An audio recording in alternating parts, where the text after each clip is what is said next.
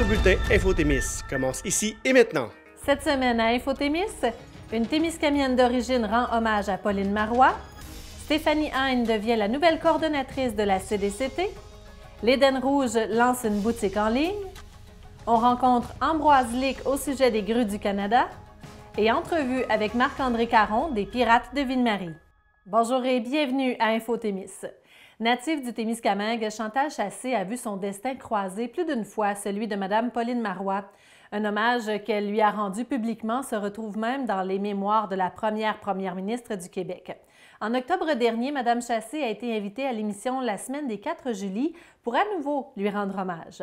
Nous avons rejoint Mme Chassé de façon virtuelle afin de savoir tout sur son histoire. Quand j'étais plus jeune, je me suis toujours dit que si un jour si j'avais l'opportunité ou la chance de rencontrer Mme Pauline Marois, bien que je voudrais prendre le temps de la remercier d'avoir créé les garderies à 5 $ parce que je suis tombée enceinte de Zachary alors que j'avais 17 ans, j'étais en secondaire 5, donc j'ai été obligée de lâcher l'école. C'est à ce moment-là que Mme Marois, elle a créé les garderies à 5 $. Donc, je m'étais dit que si un jour, j'avais l'occasion, l'opportunité de la croiser, que je devrais la remercier parce que je considère que c'est grâce à elle et à des politiques familiales, sociales qu'elle a mises en place que ça m'a permis d'être là où je suis aujourd'hui. Donc, j'ai eu l'occasion de la rencontrer, Mme Marois, en 2013. Puis, lors de cette rencontre-là, hautement émotive pour moi, Mme Marois était alors première ministre du Québec, était en poste. Et puis, quand je l'ai croisée, je lui ai demandé pour voir si je pouvais prendre 2 minutes de son temps pour la remercier. Puis, elle m'a dit oui, pas de problème. Elle s'est arrêtée, elle me regardait dans les yeux, puis elle m'a dit oui, pas de problème. Elle dit prends tout le temps que tu veux. Puis je l'ai sentie très, très, très humaine, très présente. Et puis là, à ce moment-là, les émotions ont monté. Puis je me suis mis à pleurer. Puis là, j'ai comme pris une grande respiration. Puis là, je lui ai dit merci, puis je lui ai débité blablabla, tout ce que j'avais à lui dire. Et puis là, je pleurais. Je l'ai fait pleurer. Fait que là, Mme Marois est partie à pleurer, elle aussi. Puis elle me serrait dans ses bras. Fait que là, moi, je pleurais dans les bras de la première ministre du Québec. Puis elle pleurait dans mes bras aussi. Donc, on a une photo. J'ai une belle photo du moment où elle me prend dans ses bras, où elle me donne un coup de courage là, avec sa main sur mes épaules. Puis c'était vraiment un très beau moment. On était dans un rassemblement du Parti québécois. Puis, à la fin, Mme Marois est venue faire un discours à la fin de la journée. Puis, quand elle est arrivée sur le stage à l'avant, elle a dit que, lors de son discours, elle a dit au début, quand je suis arrivée ici, j'avais un discours de préparé pour le moment, mais en début de journée, j'ai rencontré une femme qui me racontait son histoire, et puis j'ai décidé de changer mon discours, puis je voudrais rendre honneur à cette femme-là. Puis, Mme Marois a commencé à parler de mon histoire. Puis, elle a raconté exactement ce que je lui ai raconté, ce que je lui ai dit à propos de ma vie, puis tout ça. Et puis là, j'étais assise à la 2e rangée. Puis, Mme Marois me pointait. Puis, tout le monde s'est levé. Puis, tout le monde m'a applaudi. J'étais archi gênée. Il y avait à peu près 250 personnes à peu près à l'intérieur. Puis, j'étais excessivement gênée parce que je l'ai remerciée, mais dans le but de la remercier, pas dans le but d'avoir les projecteurs sur moi, c'était aucunement ça mon intention. Puis le Parti québécois, la permanence du Parti québécois a pris contact avec moi pour me demander, pour voir si je voudrais pas lui rendre un hommage, un discours hommage sur le sujet des garderies à 5 $ pour les politiques familiales qu'elle a mises en place. Lors de l'hommage qui lui serait rendu, qui était en direct à LCN puis à RDI. Puis quand on me présentait, quand c'était arrivé à mon tour pour faire mon discours, quand on me présentait, là, elle m'a reconnue tout de suite, puis elle était contente de me voir. Elle était comme « Oh, mon Dieu, elle ne pouvait pas croire que j'étais là. » Bonjour tout le monde. Bonjour Mme Marois. OK. Il m'a été donné de rencontrer des gens qui ont eu une incidence positive dans ma vie. Des gens qui, de par leurs gestes, leur attention, leur présence, m'ont grandement aidé à petite ou à grande échelle. Je considère ces personnes comme étant des artisans de mon bonheur et je les en remercie autant qu'ils sont. Il y a 12 ans, votre programme de place à prix réduit m'a permis de ne pas être obligée de choisir entre ma scolarité ou ma famille. Aujourd'hui, Ce même programme me permet de ne pas être obligée de devoir choisir entre ma famille ou ma carrière. Je peux maintenant concilier les deux. Merci, Madame Marois, d'avoir fait du Québec un Québec meilleur, ne serait-ce que par la création des garderies à 5 $. Merci d'avoir été une grande artisane de mon bonheur. Trop de gens oublient, mais moi, je m'en souviens. Merci beaucoup.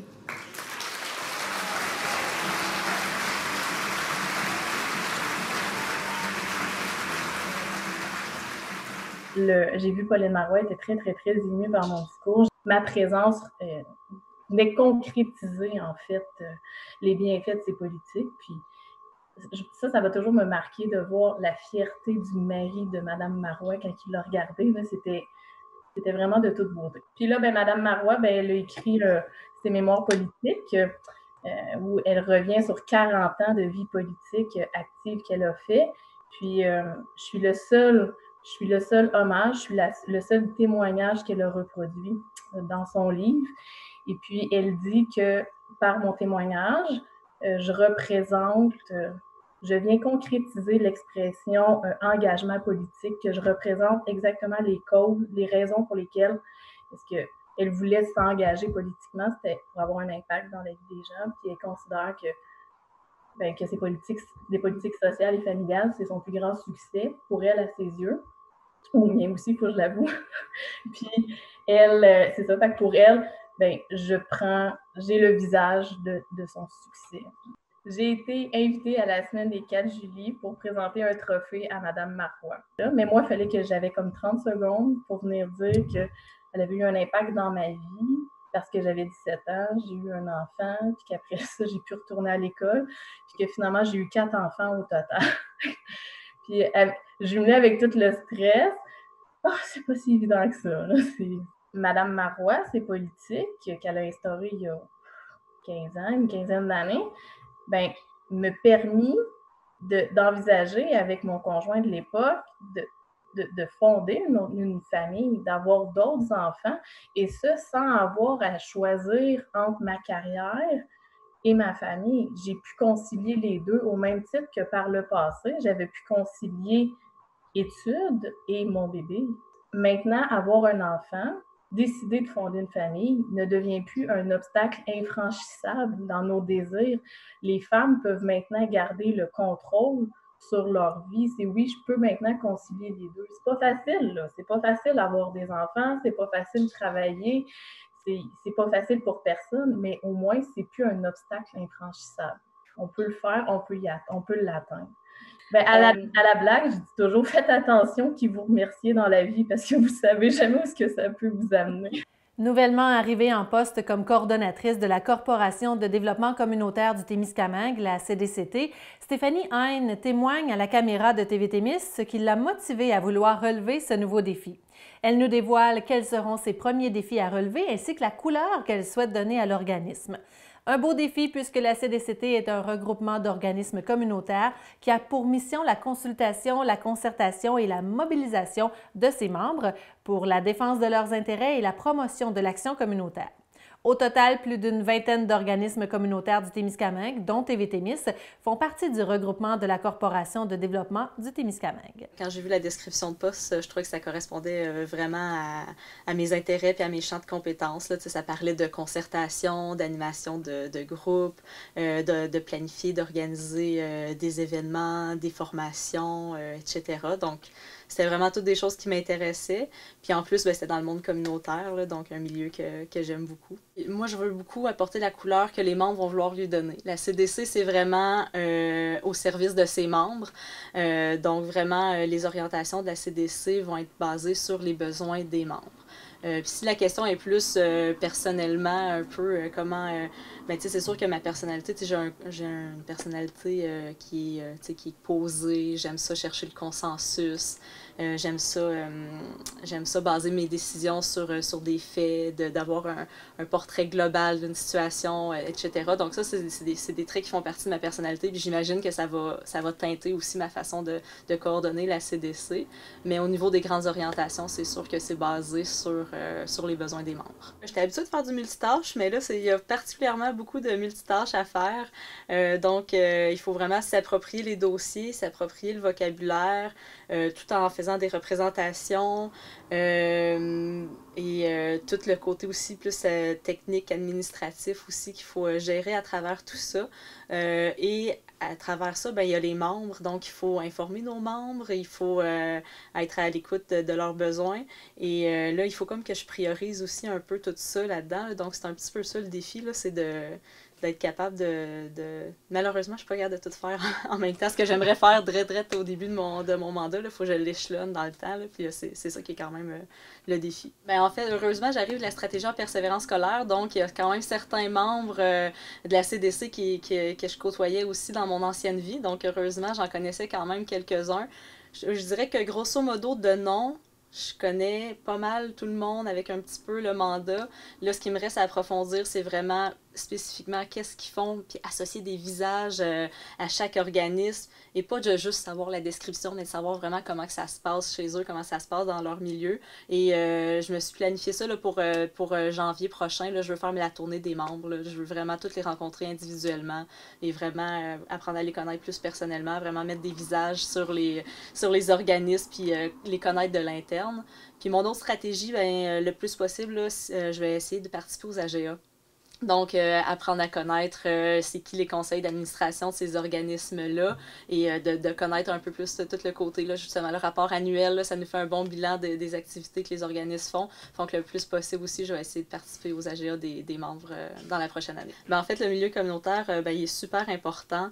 Je suis persuadée que tout le monde connaît quelqu'un qui a utilisé des services ou qui a participé à des activités offertes par les organismes communautaires. Donc, ils font vraiment partie de notre environnement, de notre milieu, sont super importants, sont là pour le Témiscamingue, sont là pour la population. Donc, moi, j'espère qu'à travers mon rôle, ben, je vais pouvoir les permettre de rayonner encore plus. À la fin du mois d'octobre dernier, l'entreprise L'Éden Rouge procédait au lancement d'une toute nouvelle boutique en ligne. Par cette nouvelle plateforme en ligne, l'entreprise témiscamienne pourra faire connaître ses nouveaux produits. De plus, avec la mise en place de ce nouvel outil, s'ajoutent des points de ramassage du côté de l'Abitibi, soit à la boucherie des Prats de Rouyn-Noranda et à Val-d'Or chez les Becs sucrés-salés. Ceux-ci viennent compléter l'offre témiscamienne où les clients pourront récupérer leurs achats directement à l'Éden Rouge de Guigues, aussi à la fromagerie Le Fromage au Village de Lorrainville. Angélane Guimont explique le fonctionnement de cette nouvelle boutique en ligne de l'Éden Rouge. Dans le fond, l'idée de la boutique en ligne nous est venue beaucoup avec la pandémie. Pour nous, avant, c'était pas vraiment un service qui était une nécessité. On avait beaucoup d'achalandage l'été pour la vente de nos produits frais et l'hiver, on faisait beaucoup d'événementiels. L'été également, là, avec notre service traiteur, avec notre table champêtre. Donc, on avait déjà un bel achalandage à l'année avec nos différentes sphères. Mais là, avec la pandémie, le côté événementiel n'est plus possible, malheureusement. Donc, on avait un hiver assez triste qui s'en venait pour nous. Donc, on a développé des nouveaux produits cet automne, sauce tomate, sauce barbecue, plein d'autres produits transformés autres que notre salsa et notre relish qui étaient déjà distribués en épicerie. Et on a eu du temps cet automne là, pour justement transformer plusieurs produits que normalement, l'automne, moi, j'avais pas le temps de faire ça avec mes milliers d'événements. Donc, c'est ça. Avec le temps qu'on a eu cet automne, on en a développé. Et là, on voulait les mettre en marché, mais pas nécessairement être obligé de passer par les grossistes, les épiceries. On voulait pouvoir faire de la vente directe. Et c'est là que l'idée là, de la boutique en ligne est venue. Dans le fond, la boutique en ligne, c'est vraiment une plateforme où vous pouvez aller acheter tous nos produits transformés, autant nos produits cannés que nos produits congelés. Vous allez vraiment, c'est comme une boutique en ligne, comme on les connaît bien. Là, vous avez les articles, vous remplissez votre panier comme vous le souhaitez et vous choisissez également un point de ramassage. On ne fait pas de livraison directement chez vous. Vous avez 4 points de ramassage en Abitibi-Témiscamingue. Donc, il y en a un à Lorrainville, au Fromage au Village. Vous en avez un ici à l'Éden Rouge, bien sûr. Il y en a un à Rouyn-Noranda, à la Boucherie des Pras. Et vous avez chez les Becs sucrés salés à Val-d'Or. C'est nos 4 points de ramassage pour l'instant. C'est certain que si on a de la demande là, à Amos ou d'autres endroits, à Lassar, des choses comme ça, ou du côté même peut-être de l'Ontario, on va pouvoir s'étendre un petit peu. Donc aujourd'hui, ça fait une semaine pleine. Puis je pense que là, c'est l'engouement du début. Là. On a vraiment des belles commandes. Faut réussir à fournir à la demande. Là. On refait régulièrement des raviolis. Je vais devoir refaire des tartes aux pommes demain aussi parce que ça se vend super bien. On est vraiment content de l'achalandage pour l'instant. C'est certain aussi qu'on va sortir des nouveaux produits au courant de l'hiver. Déjà la semaine prochaine, on va vous présenter une nouvelle variété de raviolis. Et on avait fait un live aussi pour notre lancement qui expliquait un peu comment cuisiner nos différents produits. Et on va refaire l'expérience du live là, via notre page Facebook parce que je pense que c'est quelque chose qui est apprécié de nos clients, de savoir un peu comment cuisiner là, nos produits transformés. Au courant de l'été, je vous dirais que la vente directe en kiosque, en épicerie était pas mal suffisante. On écoulait la totalité de nos produits. C'est surtout des produits frais. Donc, les gens sont habitués d'aller acheter directement en boutique. Mais sinon aussi, tout le côté un peu prêt à manger qu'on avait fait cet été, qui avait été très apprécié. On avait de la demande pour ça. C'est pour ça qu'on a ajouté là, des produits congelés. Dans le fond, nos raviolis, pâté au poulet, tourtière, tout ça. On est venu combler vraiment une demande avec ces produits-là sur notre boutique. Donc, on commence à être bien connus. À Rouyn, on est dans toutes les IGA, dans quelques épiceries fines aussi. On va être sur la plateforme Goûter à thé là, pour le spécial marché public qui va y avoir pour comme le temps des fêtes un peu, là. Une autre belle clientèle qu'on a, c'est vraiment le côté de l'Ontario. On a beaucoup de clientèle qui viennent souvent l'été pour des événements. Les services traiteurs aussi, il y a une forte demande de ce côté-là. Fait qu'on a déjà une clientèle qui connaît notre entreprise. Donc, ça serait bien là, d'aller peut-être avoir un point de ramassage du côté de l'Ontario.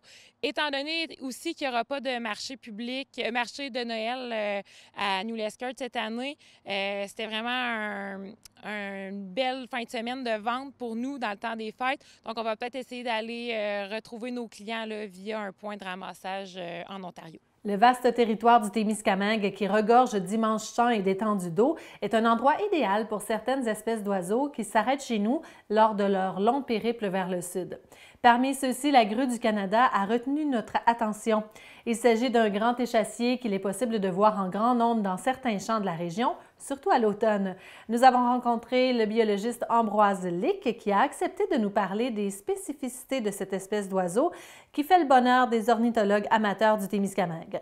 Un reportage qui nous fait un peu oublier le temps froid et la neige qui s'accumule depuis quelque temps. C'est la grue du Canada qu'on va retrouver, qu'on a quand même en bonne quantité en période de migration. Donc, on va avoir des gros rassemblements qu'on va voir dans les gros... on en voit souvent dans le secteur de Nedelec, là, souvent sur le bord de la 101, là, dans les champs et tout ça.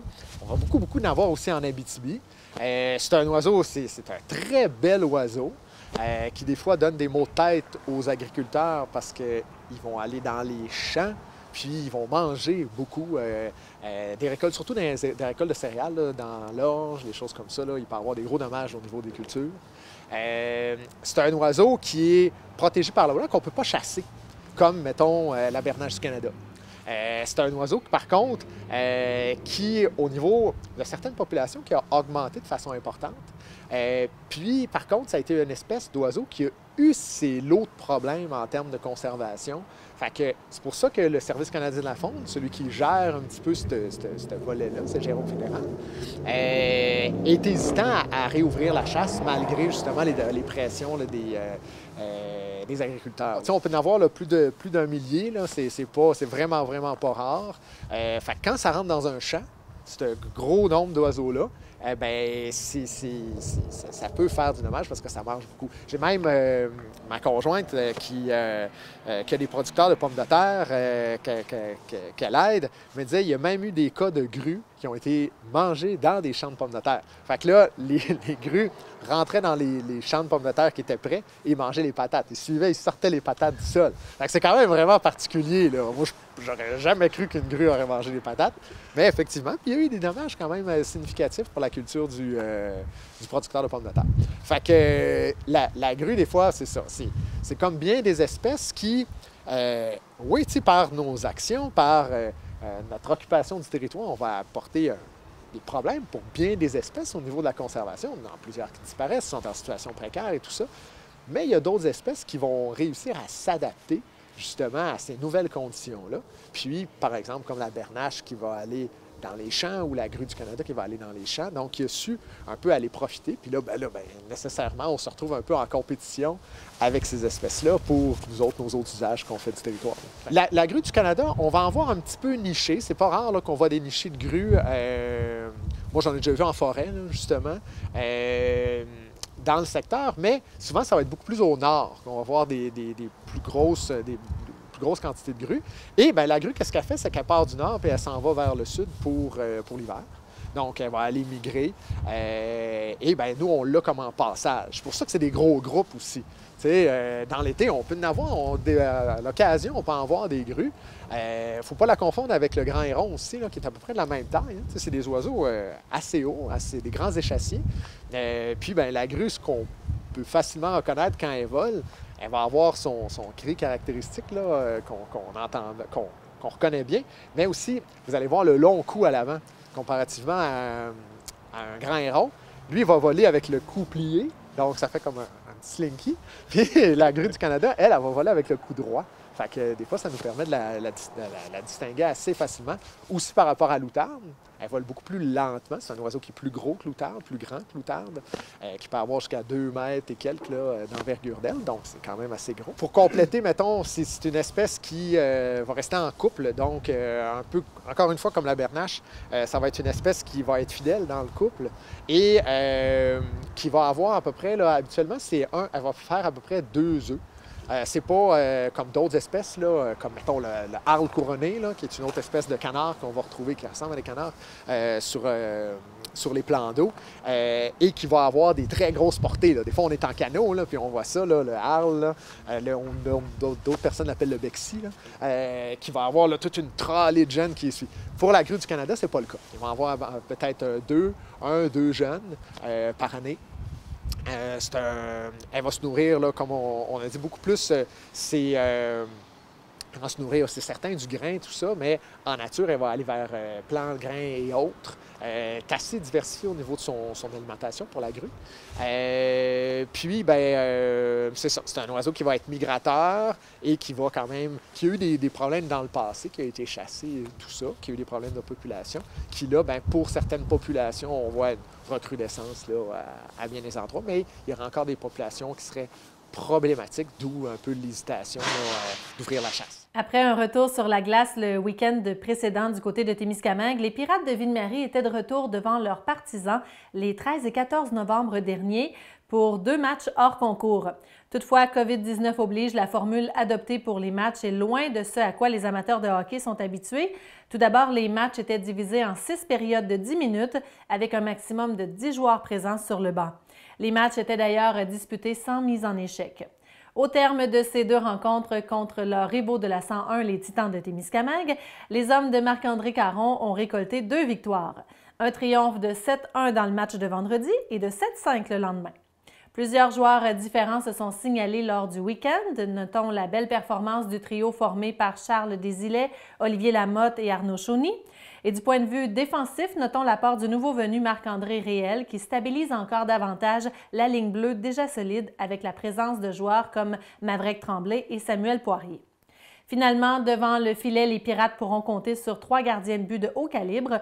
Dans le match de vendredi, celui qui devrait faire office de gardien numéro 1, Arthur Weber, a été solide, n'accordant qu'un seul but dans le match en entier.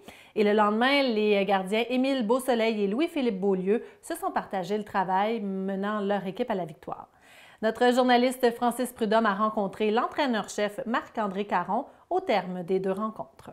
Je pense que ça s'est bien passé, là, comme on dit, 2 victoires, donc on ne peut pas espérer vraiment mieux. 4 mini-matchs, donc 4 victoires dans ces matchs-là aussi.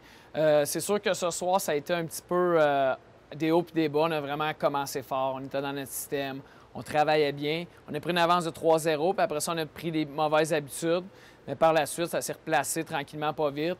L'autre gang est arrivé aussi au 2e mini-match, dans le fond, puis j'ai vu des belles choses de Brin d'Amour, Gédina, Rivière qui nous en a donné beaucoup ce soir. Fait que ça, c'est quand même intéressant. On a vraiment vu, mettons, la collaboration de tout le monde. Toute la fin de semaine, on a utilisé nos 3 gardiens de but, ça a bien été. Nos jeunes y ont joué, nos plus vieux ont joué. Fait que, on a vraiment utilisé tout le monde a joué son rôle, puis à la fin, on a remporté les parties. La combinaison, la mode des îlets Chauny, c'est quelque chose qu'on a fait dès le début, puis ça a fonctionné. Donc, tu sais, Arnaud amène sa vitesse, amène son flair offensif quand même. Puis Arnaud, c'est un gars que je veux lui donner plus de responsabilités offensives qu'il y a eu dans le passé. Il reste quand même 2 ans avec nous autres. Je pense qu'il peut bien faire ça, puis il le démontre depuis le début. Désilets Lamotte, c'est des gars qui ont joué longtemps ensemble. C'est des gars... moi, je coachais contre quand ils jouaient à Rouen, puis il était extrêmement difficile à affronter. Donc, j'avais déjà le radar sur ces 2 gars-là. J'étais content qu'ils viennent nous rejoindre. C'est des gars qui ont une bonne attitude aussi, qui travaillent fort, puis qui travaillent ensemble. Ils ont des forces différentes. Charles, un excellent lancé. C'est un gars qui peut marquer des buts, un gars qui joue la game avec beaucoup de pouvoir. Tandis qu'Olivier, c'est un gars un peu plus créatif au niveau des passes, tout ça. Il trouve beaucoup de lignes de passe, il a des bonnes mains. Puis moi, ce qui me surprend beaucoup d'Olivier, parce que des fois, tu le remarques moins quand tu l'affrontes, mais quand tu le coaches, c'est un gars qui est soucieux des détails défensifs, puis ainsi de suite. Il fait un très bon travail. Marc-André Réel, c'est la surprise du camp d'entraînement dès le début. La première pratique qu'on l'a vu, là, moi, ça faisait longtemps. La dernière fois que je l'avais vu jouer, c'était Bantam. Le petit gars, il a changé quand même pas mal. C'est un leader pour nous autres, même s'il n'y a pas de lettres. Je te dirais qu'il prend bien sa place dans l'équipe, et ainsi de suite. Mais c'est tout un joueur sur la glace. Puis il permet à des gars comme John Goodson d'évoluer. Il a joué avec toute la fin de semaine. Puis John, il faut le dire, il s'est amélioré beaucoup depuis les débuts avec nous autres. Puis on est content d'y donner plus de responsabilités. C'est sûr que c'est pas l'idéal, mais par contre, c'est le hockey qu'on a cette année, là, présentement, avec les mesures avec la COVID. Pour le coaching, c'est un petit peu difficile des fois parce que s'il y a des pénalités ou autres, mais les options sont très moindres. On a eu une situation où on a eu juste 2 joueurs sur le banc parce qu'il y avait des mineurs doubles, ces choses-là. Fait que tu peux pas faire des grands miracles de combinaison puis de décision de coaching. Pour les joueurs aussi, des fois, juste dans le momentum d'un match, tu sais, je pense que c'est une des choses qui explique beaucoup. Il y a des up et down dans ces matchs-là parce que, oui, tu fais des bons changements, et puis ainsi de suite, mais tu reviens toujours aux 2 fois, aux 2 tours. Donc, à un moment donné, tu peux pas être high tout le long. Fait que tu as des séquences. Il faut juste que dans ces séquences-là, il faut que tu sois plus fort que l'adversaire. C'est ça qu'on a été capable de faire. Je pense qu'on a une équipe avec du caractère, avec une bonne attitude. Tu sais, ça fait quand même 2 mois et 1 semaine qu'on pratique, qu'on est ensemble. Les gars se sont jamais plaints, sont toujours aux pratiques, ils font leur job. Tu sais, j'ai un gars comme Jordan Rochon, il part d'Amos pour venir faire toutes ses pratiques. Puis on a vu les résultats ce soir. Puis même en fin de semaine, il y a eu toute une grosse fin de semaine. C'est un gars qui a produit beaucoup de points. Fait que je pense que là-dessus, les gars sont fiers d'être des pirates. On a parlé beaucoup de la fierté. Je pense qu'à la base, ça part de là. Puis ensuite, on est capable de bâtir des choses ensemble. Voilà ce qui conclut Infotémis pour cette semaine. Surtout, n'hésitez pas à communiquer avec nous pour nous partager vos idées de reportage ou encore pour nous faire part de vos commentaires et suggestions. Au nom de toute l'équipe, je vous remercie d'avoir été là. À très bientôt.